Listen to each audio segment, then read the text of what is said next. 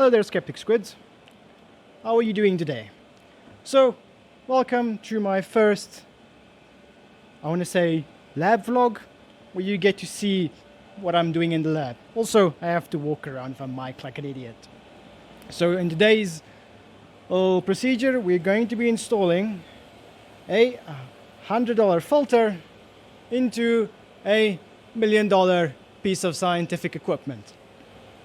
So before we get to that, and before I set up my camera for that, we'll need to do some safety procedures first. Well, safety not for me, because I'm not important in the lab. The important thing is the scientific equipment. So we want to make sure that our X-ray source right here is turned off and not running. So you can see that by our universal X-ray source control. You can see that it's not running. It says state off, and the water is flashing red, which means that our chiller is not pushing high pressure water through the cooling circuit. Two, that probably sounded annoying, we have two chilling circuits. We have a medium pressure circuit for our turbo pumps and all auxiliary gear, and we have a dedicated piece for our X-ray source. So we'll be turning off our pump right here. Very simple. There we go. And it suddenly gets much quieter in the lab. So now I'm going to be setting up the camera so that I can show you what I'm up to. Well, I hope the view from up there looks good. So this is the filter, and the tubing comes from the chiller. It needs to go on the inside. You can see there is a in and then there's a out. So come in, go out, and unfortunately, because of us being in South Africa and because we have so many different standards, there is not just a simple thing I can put in here to put a fitting like that and a fitting there like that. There's nothing. So I have to essentially use a bunch of different components, and it's going to look like a mess, but it should hopefully work. So what I'm going to do first is, although this is plastic and there are O-rings inside here which seal these two sides, I will need some Teflon tape, and probably more Teflon tape than one single South African should need, to be plastered all of these things so that there is hopefully no leaks. So for the plastic ones or for the nylon ones, I am not planning on putting on too much Teflon tape. Just enough so that there is no leaks. Well, just enough to give some stability there. The plastic should deform and form a seal. So the idea is that I have a straight connection coming in here, so that I can have a loop of spare tubing. Yeah, a loop of spare tubing to be in there, so we can actually move this away from the wall, because this is going to be mounted on this white bracket that I've installed a couple of weeks ago. We've been waiting for fittings, that's why. Otherwise we've been on. So, and on this side I am planning, oh sorry, the elbow fitting is going to be on this side, so the tube can come from the bottom, and on this side I'll have a straight piece with a valve, so we can actually disconnect the entire system and not have any water flowing in and out of the system, or coolant, or whatever you want to call it. So for these connectors, I'll just put them on like that. Always thread these things with your fingers and hands first, instead of going directly for a shifter. Well, also, I'm using a shifting spanner because of all these things having so many different metric and imperial sizes, it makes no sense to try and find the perfect spanner for the job. So, shifting spanner, it does the job. Not great, but it does the job. Now obviously, because the one side is some sort of plastic, you need to be very careful that you are not absolutely destroying it. So I'm gonna clamp on this side and tighten on the other side. And would you know, don't have the right shifting spanner. Well, that is rather embarrassing. I'll be right back. And I'm back, and this time I actually have the correct shifting spanner. Now, the reason I'm wanting to use two here is because if I tighten this brass part too strongly, it could just end up forcing me to break the plastic threads on this side of the filter. So I'm just going to gently tighten this. There we go. Anything more than that and you might just end up destroying the threads. Now, this thing does have a little washer here with a built-in O-ring, although I don't particularly trust that part because I will be attaching it to this section here, which doesn't have a proper seating surface on that side. So I will be using that as a stopper so I don't bottom out at the bottom, but I will be adding some thread tape on this, which might be rather boring to sit and watch. Anyways, in the meantime we can chat about what I've been up to. Well, obviously I've been up to getting a degree in physics and mathematics because geology wasn't doing it for me anymore.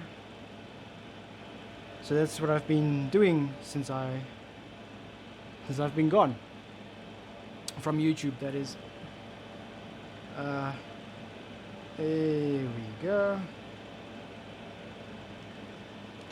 And unfortunately it looks it doesn't look too bad. Let's see, is it gonna work?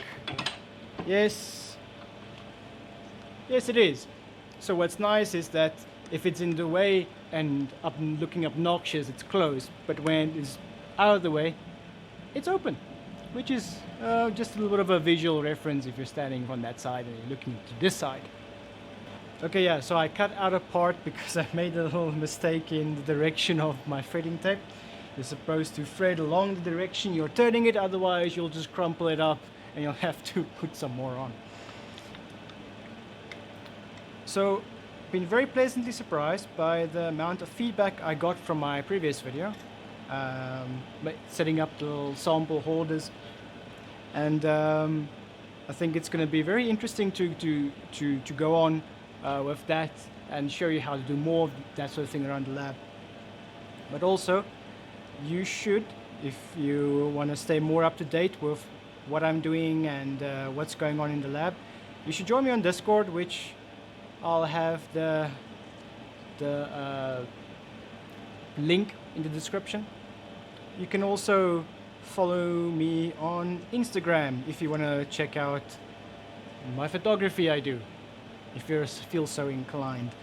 And of course, I also have a Twitter. Not sure why you want to be following people on social media anyways, but just for interest's sake, the best place is Discord. So there you can actually chat to me and ask me questions, and if you are someone who has experience with these sort of things, you can tell me what I'm doing wrong.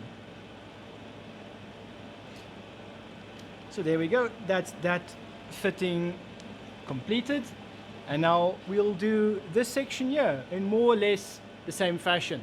So I'm going to stop the video right here and I'll continue when I have this part assembled as well.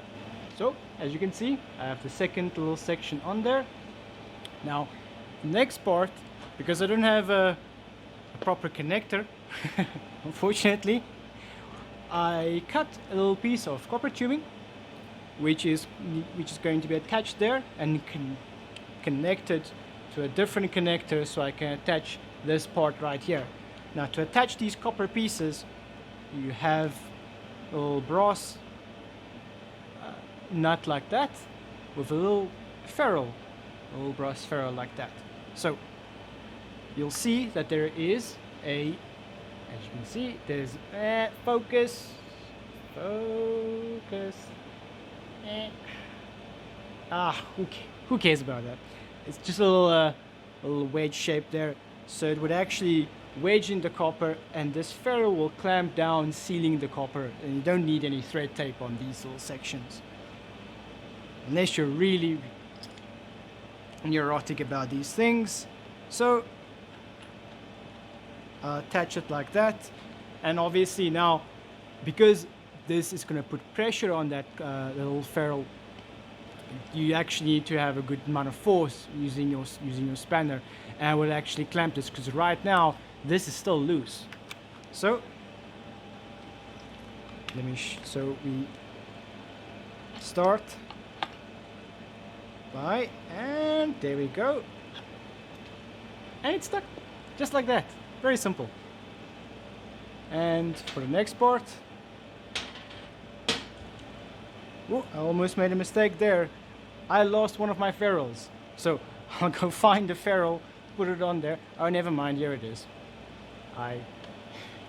Sometimes sometimes you do things to make sure that you don't lose parts, and inadvertently forgot that you did things like that so you don't lose parts, and you think you lose parts. There it is.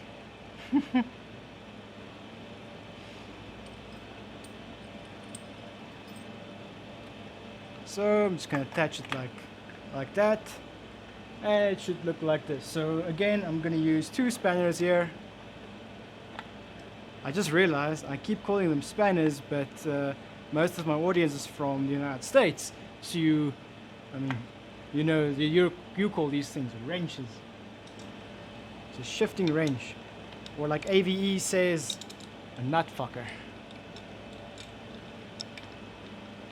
Well, I suppose now it makes sense to use a small one.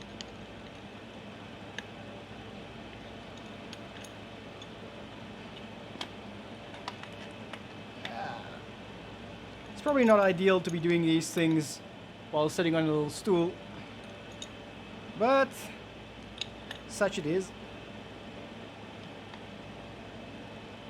There we go, and it's now quite nice and firmly attached.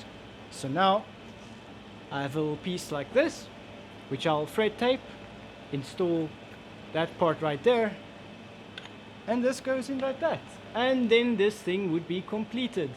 So I'll catch up with you when I'm done with this. So now this thing has been fully assembled, I'm going to be mounting this to the wall using the lovely little Festool cordless drill. As you can see, that is how it's going to be set up, and I have conveniently placed the little screws in arm's reach, and they just go onto the top here.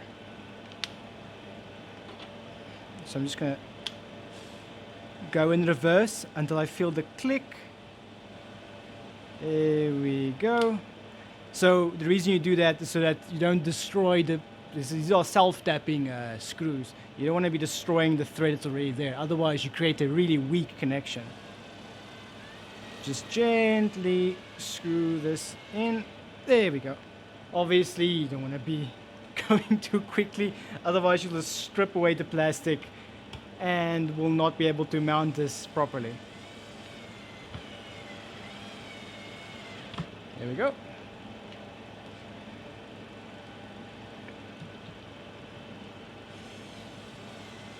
Not sure how entertaining it is to watch someone fitting a filter, but hey, as long as, gosh, that's strange. Some of these screws are normal Phillips and some of them are posi drive. Well, I'm treating all posi drives as Phillips now. Which is not a really good thing to do, because you'll hurt the tip of both the screw and the bit. So there we go. Now comes the critical part, and I might have to swap the camera to a better angle. I am I am not gonna stop the video when I attach the hoses, because we're gonna see on this video if I made a mistake or not. so that my fuck up can be saved for time immemorial. I'll be right back. Let's just get this camera there set up. So, of course, now it's quite difficult to see my face, but I can show you. This is the line right here that we're going to be moving to that side of the filter, and we're going to be incorporating a new line from the chiller going into the filter. So before we can do that, we actually have to prep a line. So I am going to move the camera again. There we go, and now you can see my mic again. But yeah, there we go. So we need to prep a line. I made it nice and long so that we can move the chiller away from the wall if we need to service it in the back. To do this, to prep one of these, we will need some boiling water, which I've already organized right there, which I'm going to place right next to the tripod leg, very precariously in fact. And the reason we want to do that is we want to heat up the pipe. And the reason we want to heat it up so that it becomes easier to slip in this little end right here. And let's see if that's enough. And it is enough.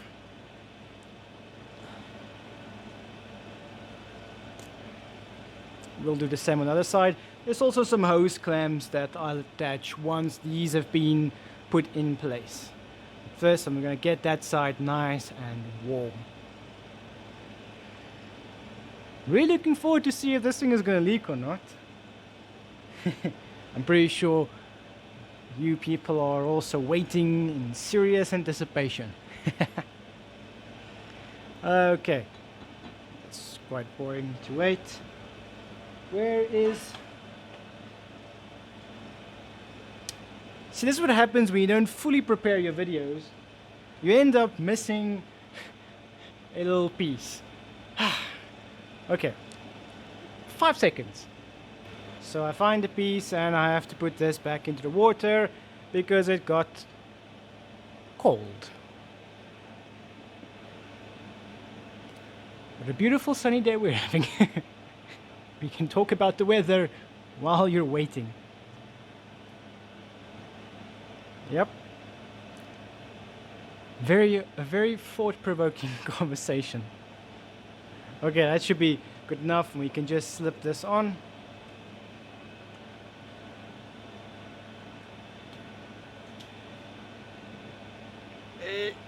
Come on.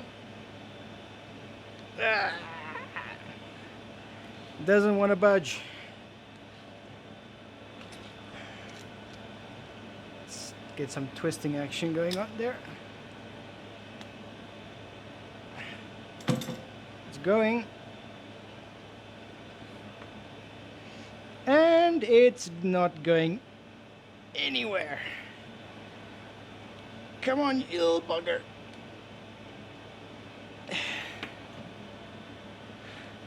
Well, into the boiling water it goes. For just 5 more seconds. Fortunately, these couplers can take it, although the water is not as hot anymore. Clearly, because I'm touching it without any problem.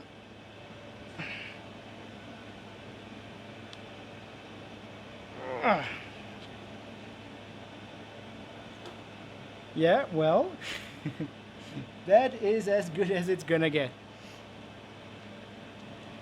Actually, in second thought, let me go try something else, because clearly this one does not want to go anywhere. Okay, now that it is quite well attached, I'm gonna slip on these hose clamps. I'm gonna open them up a bit.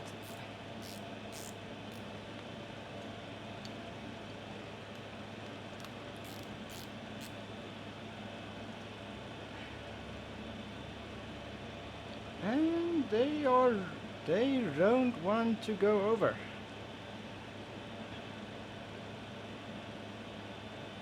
Ah, shit. I think I used the wrong hose clamps.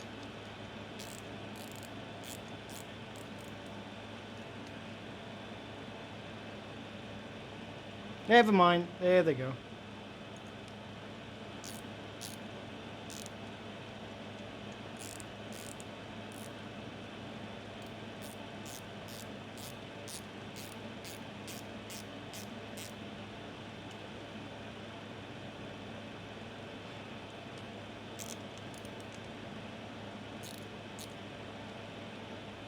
There they go.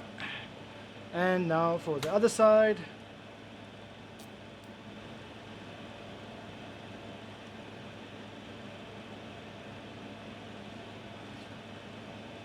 Am I still in frame?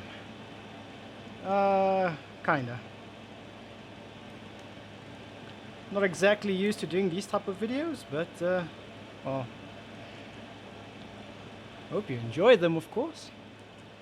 Ah, come on.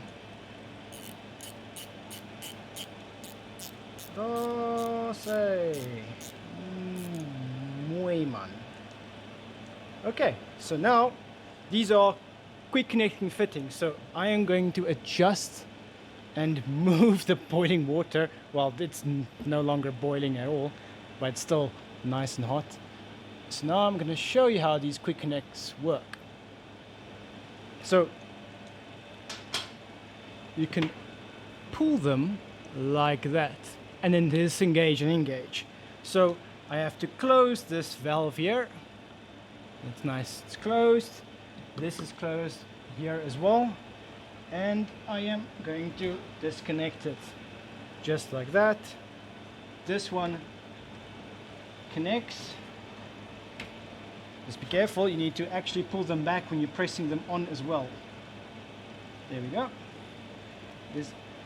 I made sure to have a decent amount of slack here so that this thing can coil up and sit like this. And there we go. And for this part, it is just going to, I need to move it from underneath this cluster. There we go. I do not like how this one sits. This fitting has been giving us a bit of problems, but let's adjust the camera. So now comes the moment of truth. Although I'll have to ask and make an apology in advance because it might get quite noisy. So I'm going to open it there, and well, let's turn it on. Moment of truth. If you see a bunch of water splashing around and the video stops, then you know I fucked up.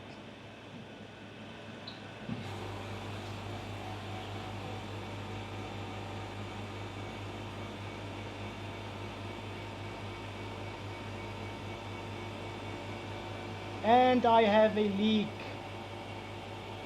It looks like this fitting here is incompatible, and I have a leak there as well. Which is exactly what I expected from having to screw around with a bunch of different fittings.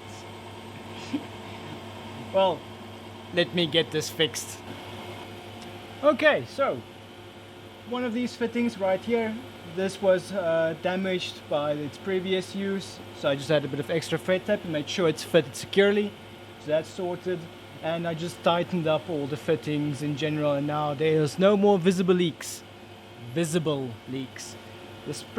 system runs under relatively high pressure, so there could be some leaks here that's too small to see. Now there is a algicide in here that is colored blue, and eventually you will be able to see some blue residue around areas where it leaks. So I'll be observing this setup for the next couple of weeks to make sure that there are no leaks here. But otherwise it looks rather neat. And yeah, well, you might also be asking, why on earth was it necessary let me just remove the camera. Why on earth is it necessary to add a filter system? Well, you might be asking, why on earth is it necessary to add a filter system in the chiller? Well, a couple of weeks ago, the chiller system was, all the pipes are exposed to the sun because we have this amazing view from outside the university, and we got a lot of UV hitting our pipes, so some algae was growing in our tank. So it looked like we were running a biology department experiment, which we just need some goldfish or something, and then we would have had a fish tank in the physics department. Of course, that's not exactly what we're after, so this filter, along with the algicide and anti-corrosion agent, should allow our turbo pumps to last a bit longer. It's also nice to have the filter as detachable right there, so it's very easy to just remove that, clean it out, to put a new one in. For some reason, the chiller didn't have a filter on this line. The secondary line, the high pressure line going into the X-ray, does actually have little tiny filters, but this one doesn't. Also, I've had quite a bit of slack in that cable, so it's now possible to move this chiller up against the wall and then service it and have fun and don't have to suffer every single time we want to organize the chiller.